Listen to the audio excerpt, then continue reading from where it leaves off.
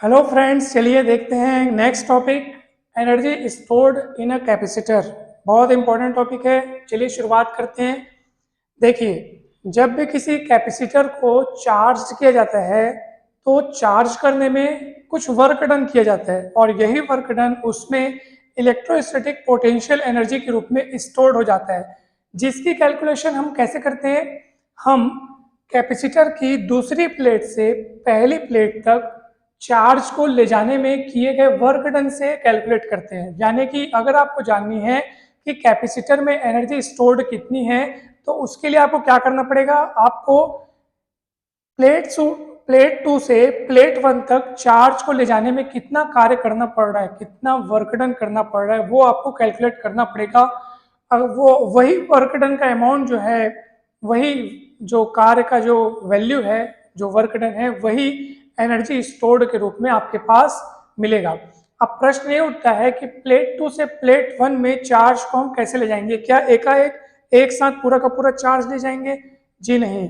हम ये मानते हैं कि प्लेट टू से प्लेट वन में जो चार्ज ले जाया जा रहा है वो छोटे छोटे भाग में, यानी कि एक एक करके ले जा रहा है, छोटे छोटे टुकड़ों के रूप में ले जाया जा रहा है। ठीक है, एक एक स्टेप से ले जाया जा रहा है, ना कि एक साथ पूरा चार्ज ले जाया जा रहा है। इसीलिए हम ये मानते हैं कि किसी समय मान लीजिए इस प्लेट पर है क्यू डैश चार्ज और इस प्लेट पर है माइनस क्यू डैश चार्ज, और दोनों प्लेटों के बीच में जो पोटेंशियल डिफरेंस है मान लो वो वी डैश है। ठीक है, दोनों प्लेटों के बीच में पोटेंशियल डिफरेंस कितना है? V dash. तो ये फॉर्मूला हमको पता था, V equal Q by C. ठीक है, जहां C जो है वो कैपेसिटेंस ऑफ कैपेसिटर, Q जो चार्ज है उनकी प्लेट्स पे, और V क्या है? दोनों प्लेटों के बीच पोटेंशियल डिफरेंस। तो चार्ज जो होता है वो अभी कितना है? क्यू डैश है, इसलिए फॉर्मूले में मैंने क्यू डैश लिखा है, और पोटेंशियल डिफरेंस कितना है? V dash. तो फॉर्मूले में आपको वी डैश दिखाई दे रहा है। अब मैंने आपको बताया प्लेट टू से प्लेट वन में हम चार्ज को ले जाते हैं, तो चार्ज को एक साथ नहीं ले जाते, थोड़ा थोड़ा करके, छोटी छोटी मात्रा कर ले जाते हैं। तो मैं कितनी मात्रा वहां पे ले जा रहा हूँ? D Q dash. ठीक है, डी क्यू डैश मात्रा आपको दिखाई दे रही है। जब ये वाली मात्रा इस प्लेट से उस प्लेट में चली जाएगी तो यहाँ पे उतने की कमी हो जाएगी, इसलिए आपको यहाँ पे minus Q dash minus D Q dash आपको दिख रहा है, क्योंकि ये मात्रा वहां चली गई। जब आप चार्ज भेजते जाते हैं, जब उस प्लेट में चार्ज टोटल क्यू हो गया है उस समय यहाँ चार्ज माइनस क्यू आपको दिखाई दे रहा है, और हमको क्यू चार्ज, ये देखो क्यू चार्ज वहां जो ले गए हैं ना, उतने को ले जाने में कितना वर्क डन करना पड़ेगा वो हमको कैलकुलेट करना है। तो सबसे पहले तो हम बात करेंगे कि ये जो स्मॉल अमाउंट ऑफ चार्ज है डी क्यू डैश, जो आपने यहाँ से यहाँ ले गया है, उसको ले जाने में कितना वर्क डन करना पड़ेगा। तो ऑब्वियस सी बात है, ये छोटा सा चार्ज है, छोटी सी मात्रा है चार्ज की, तो उसको ले जाने में छोटा सा कार्य करना पड़ेगा। तो यहाँ पे हमने लिखा है, suppose a small additional charge D Q dash be transferred from plate to plate one, the work done will be. तो छोटा सा काम, और वर्क डन का फॉर्मूला क्या होता है? Potential difference into charge. ठीक है, तो ये वाला फॉर्मूला आप याद रखेंगे, और फिर वी डैश की वैल्यू लिख दिया अपन। वी डैश की वैल्यू कितनी है? क्यू डैश बाई सी, यहाँ से रख दिए। अब हमको इसको इंटीग्रेट करना है, क्योंकि हमको ये पता करना है कि इसको क्यू चार्ज देने में यहाँ से यहाँ क्यू चार्ज ले जाने में कितना कार्य होगा, कितना कार्य करना पड़ेगा। तो कितना कार्य करना पड़ेगा, उसके लिए मेरे को ये जो small amount of work done दिख रहा है उसको मेरे को क्या करना पड़ेगा? इंटीग्रेट करना पड़ेगा। इसको मैं डी डब्ल्यू लिख देता हूँ। ठीक है, तो मुझे अब इसको क्या करना पड़ेगा? इंटीग्रेट करना पड़ेगा सर, और वो भी कहाँ से कहाँ? जीरो से क्यू। क्यों? क्योंकि शुरुआत में हम यहाँ से यहाँ एक भी चार्ज नहीं ले गए थे शुरुआत में, तो ठीक है ना जी, इसलिए जीरो लिखा है मैंने।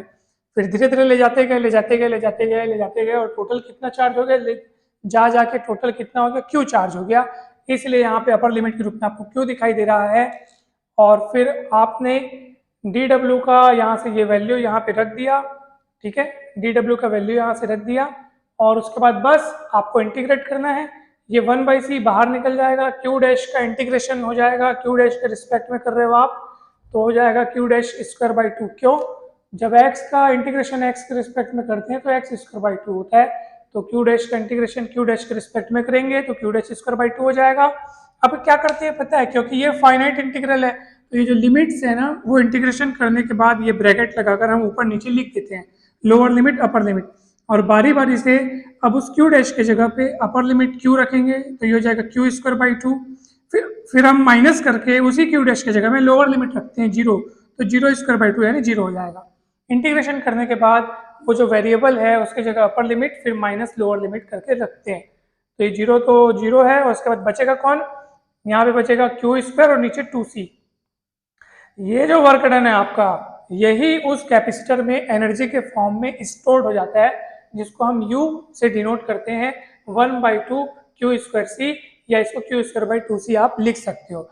सो हमने अभी यहाँ पे डिराइव किया एनर्जी स्टोर्ड इन कैपेसिटर, और जो कि किस तरीके से कैलकुलेट किया गया, कैपेसिटर की दूसरी प्लेट से पहली प्लेट में टोटल क्यू चार्ज को ले जाने में कितना कार्य करना पड़ा, और वो क्यू चार्ज कैसे ले जाया गया, एक का एक साथ नहीं, यानी एक साथ नहीं लेके जाया गया, उसको बीट बाई बीट यानी कि एक एक करके छोटे छोटे भागों में ले जाया गया है।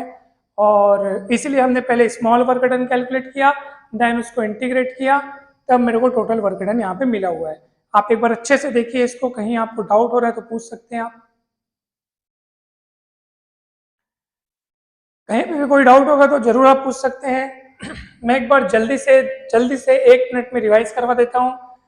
एनर्जी स्टोर्ड इन कैपेसिटर हम कैसे कैलकुलेट करते हैं, तो इसकी कैलकुलेशन की जाती है कैपेसिटर की प्लेट 2 से, यानी दूसरी प्लेट से पहली प्लेट में चार्ज क्यू को ले जाने में किए गए वर्क डन, जो वर्क डन करना पड़ता है उसी के रूप में हम एनर्जी को यहाँ पे डिफाइन करते हैं। जितना वर्क डन करना पड़ता है उसी अमाउंट को बोलते हैं एनर्जी स्टोर्ड इन कैपेसिटर। और हम पहले छोटा सा चार्ज ले आते हैं, डी क्यू डैश हमने यहाँ पे ले गया, उस डी क्यू डैश को प्लेट 2 से, ये जो डायरेक्शन दिख रही है वो इलेक्ट्रिक फील्ड की डायरेक्शन है जो कि प्लस से माइनस की होती है, ठीक है। चार्ज हम कहाँ से कहाँ ले जा रहे हैं, प्लेट 2 से प्लेट 1 में ले जा रहे हैं, डी क्यू डैश को ले गए, डी क्यू डैश चार्ज की छोटी सी मात्रा है इसलिए इसको ले जाने में छोटा सा वर्क डन करना पड़ेगा। तो छोटे से वर्क डन को मैंने किससे डिनोट किया है, डी डब्ल्यू से, जी हाँ डी डब्ल्यू से, ध्यान रहे। और उसका फॉर्मूला कितना होगा, वी डैश यानी potential difference between two plates, और ये चार्ज डी क्यू डैश, तो वी डैश की वैल्यू मैंने यहाँ पे रखी, ये क्यू डैश बाई सी, और फट से उसको इंटीग्रेट कर दिया, क्योंकि टोटल चार्ज क्यू ले जाने में मुझे टोटल वर्क डन जो करना पड़ेगा उसके लिए मुझे इस स्मॉल वर्क डन को इंटीग्रेट करना पड़ेगा विद इन ये जो मतलब ये जो लिमिट्स है 0 से क्यू तक की, ठीक है। क्योंकि 0 से क्यू क्यों, क्योंकि शुरुआत में इधर से उधर एक भी चार्ज नहीं, भाई गिनती तो, भाई कहानी तो 0 से चालू होगी ना, शुरुआत में एक भी चार्ज नहीं ले गए थे, फिर धीरे धीरे ले जाना चालू किए, तो उधर टोटल चार्ज कितना हो गया, क्यू हो गया, तो 0 से क्यू लिखेंगे, इंटीग्रेट कर देंगे, क्यू डैश का इंटीग्रेशन हो जाएगा Q dash square by two, और अपर लोअर लिमिट रख देंगे, ये आंसर आ गया।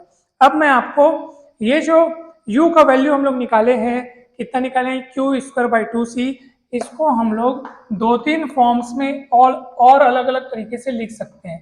कैसे लिख सकते हैं वो मैं आपको जल्दी जल्दी बताता हूँ, फिर ये ज़्यादा कठिन नहीं है। देखिए हमने एक फॉर्मूला पढ़ा है Q इक्वल सी वी, जहाँ Q कैपेसिटर पर चार्ज, C उसका कैपेसिटेंस, और V potential difference between two plates, ठीक है।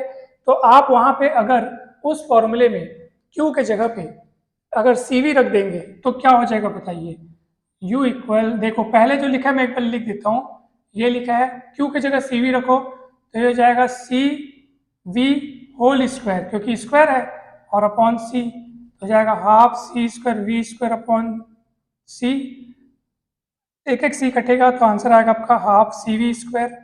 ये आपके U की एक और वैल्यू आ गई, यानी U को आप इस तरीके से भी लिख सकते हो। आगे चल करके जब हम दूसरे डेरिवेशंस पढ़ेंगे तो जरूरत के हिसाब से कभी इस फॉर्मूले का कभी इस फॉर्मूले का हम इस्तेमाल करेंगे। एक और फॉर्मूला आप ला सकते हो, यहाँ से आप C की वैल्यू निकालो तो Q बाई V मिलेगी आपको, V को ट्रांसफर करोगे, C की वैल्यू को यहाँ रख दो तो आपका U का एक और फॉर्मूला बन जाएगा। देखो सबसे पहले आप तो देखो Q स्क्वायर बाई C लिखा हुआ है, अब C की वैल्यू रखो Q बाई V, ये Q स्क्वायर हो गया, और C की वैल्यू Q बाई V यहाँ रखोगे आप तो Q कटेगा, V पलट जाएगा, तो कितना होगा हाफ V, Q नीचे कटेगा ऊपर Q बचेगा, तो हाफ Q बचेगा, और V जो नीचे का पलटेगा वो, तो कितना आया हाफ QV। तो ये U का एक और फॉर्मूला आप याद रखें, 1, 2 और ये 3, तीनों फॉर्मूले बहुत काम के हैं, तीनों फॉर्मूले बहुत काम के हैं, तीनों ही इलेक्ट्रोस्टैटिक पोटेंशियल एनर्जी के फॉर्मूले हैं, बस अलग अलग रूप इसलिए दिख रहा है, ये आपका कैपेसिटेंस और पोटेंशियल के फॉर्म में दिख रहा है ना, पोटेंशियल डिफरेंस, और ये कैपेसिटेंस के फॉर्म में, ये आपका चार्ज और पोटेंशियल डिफरेंस के टर्म्स में है ना, यानी यहाँ पे QV दिख रहा है, यहाँ पे CV दिख रहा है, यहाँ पे QC दिख रहा है, तो हम जिसकी जरूरत पड़ेगी उस फॉर्मूले का उस समय इस्तेमाल करेंगे। अब मैं आपको इसमें छोटी सी एक और बात बता देना चाहता हूँ, और वो ये है, इसको मैं मिटा देना चाहता हूँ, तो मैं मिटा देता हूँ। चलिए अब सब ध्यान से देखेंगे कि जब हम बहुत सारे कैपेसिटर्स को सीरीज ऑर्डर में कंबाइन करते हैं, सीरीज ऑर्डर में अरेंज करते हैं, ठीक है, तो आपको पता है सीरीज ऑर्डर में ये इस तरीके से अरेंज होता है। ये बहुत सारे कैपेसिटर्स मान लो हैं, इधर से आप इसको प्लस क्यू चार्ज दिए हैं, फिर वो इंडक्शन के द्वारा इधर प्लस, इधर तो प्लस आप दिए हो, फिर इधर माइनस हो जाता है, फिर इधर प्लस, ये सब आपने पढ़ा था लास्ट वीडियो में, आपने देखा था, इसलिए ये हम अब सुनिए। इसमें मान लीजिए आप इसकी कैपेसिटी C1, C2, C3 और आगे बहुत सारे जुड़े हो सकते हैं, सब में ये चार्ट डिस्ट्रीब्यूशन आप कर लीजिएगा, चित्र को आप कंप्लीट बनाइएगा, ठीक है। मैं सीधे आगे बढ़ता हूँ। अब मुझे बताइए, अगर इन पूरे कॉम्बिनेशन का जो रिजल्टेंट कैपेसिटेंस है, रिजल्टेंट कैपेसिटेंस अगर मान लीजिए C हो, तो हमने क्या फॉर्मूला पढ़ा है, 1/C1, 1/C2, 1/C3 और चलते जाते हैं, 1/C तो इतना चलते जाते हैं, ठीक है। अब आप एक काम करो, जो U का वैल्यू है 1/2Q²/C, इसमें आप क्या करो, ये 1/C आपको दिख रहा है, इस 1/C की जगह में आप ये पूरे को रख दो, ठीक है।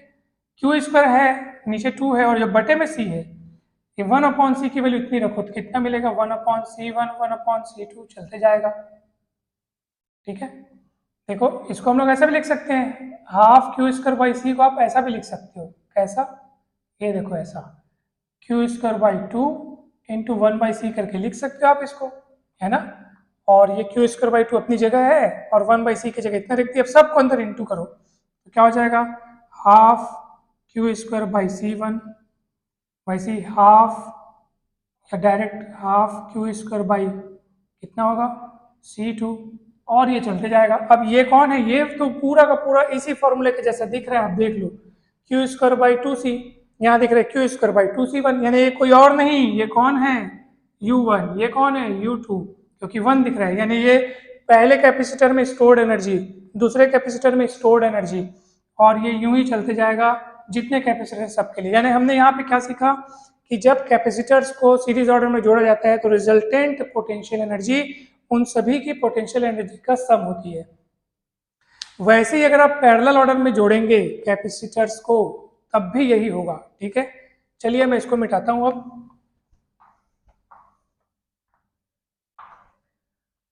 अब मान लीजिए आप बहुत सारे कैपेसिटर्स को ऐसे पैरेलल ऑर्डर में जोड़े हो, आपने देखा होगा इसका फोटो, सबको पॉइंट A से और इधर पॉइंट B से जोड़ा जाता है, सबके बीच में पोटेंशियल डिफरेंस कॉमन रहता है, चार्ज सब में अलग अलग डिस्ट्रीब्यूट हो जाता है, Q1, Q2, Q3 आपने देखा होगा, ठीक है।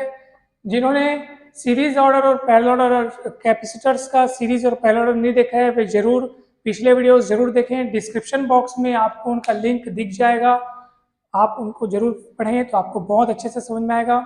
हम यहाँ इसलिए इन सब बातों की विशेष ज़्यादा विस्तार से हम यहाँ पे डिस्कस नहीं कर रहे हैं, क्योंकि हमारा मेन टारगेट जो है वो पोटेंशियल एनर्जी को देखना है। इनको हम पहले देख चुके हैं, इसलिए हम इस पर केवल इनके फॉर्मूलों पर हमको ध्यान देना है। जब हम पैरेलल ऑर्डर में कैपेसिटर्स को जोड़े थे तो रिजल्टेंट कैपेसिटेंस का फॉर्मूला कितना आया था, C1, C2, C3 सीधा सीधा जुड़ जाता था। अच्छा, एक फॉर्मूला में आपको U का और लिखाया था, यहाँ पे कितना लिखाया था, हाफ CV², है ना। अब आप उसी को देखो, हाफ CV² में से C को आप बाहर लिख दो और उसी की जगह इतनी वैल्यू रख दो, C1, C2, C3 ये रख दिया, ये देखो ऐसे अंदर गुणा करो, इसको क्या होगा बताओ, half C1V², half C2V², half C3V² और चलते जाएगा। अब ये कौन है, 1 दिख रहा है, ये पूरा का फॉर्मूला आपको इसी के जैसा दिख रहा है, बट फर्क क्या है, C की जगह C1 दिख रहा है, यानी ये पहले कैपेसिटर की एनर्जी है U1, ये दूसरे कैपेसिटर की एनर्जी, तीसरे की एनर्जी, यानी कि पैरेलल ऑर्डर में अगर हम कैपेसिटर्स को जोड़ते हैं तब भी टोटल एनर्जी सभी कैपेसिटर्स की एनर्जी का क्या होती है, सम होती है। तो इससे एक कंक्लूजन निकलता है कि चाहे आप जो जो हमारे कैपेसिटर्स हैं उनको चाहे आप सीरीज ऑर्डर में कंबाइन करें, सीरीज ऑर्डर में उनको कनेक्ट करें, चाहे आप उनको पैरेलल ऑर्डर में कनेक्ट करें, जो रिजल्टेंट पोटेंशियल एनर्जी है वो सभी कैपेसिटर्स की पोटेंशियल एनर्जी के सम के इक्वल होती है। यही कंक्लूजन है, यही रिजल्ट मुझे आपको बताना था। डेरिवेशन कंप्लीट होता है। मुझे पूरा पूरा विश्वास है कि आपको ये बेहद अच्छे से समझ में आया होगा। कहीं भी डाउट है तो आप पूछ सकते हो। आप सभी का बहुत बहुत धन्यवाद।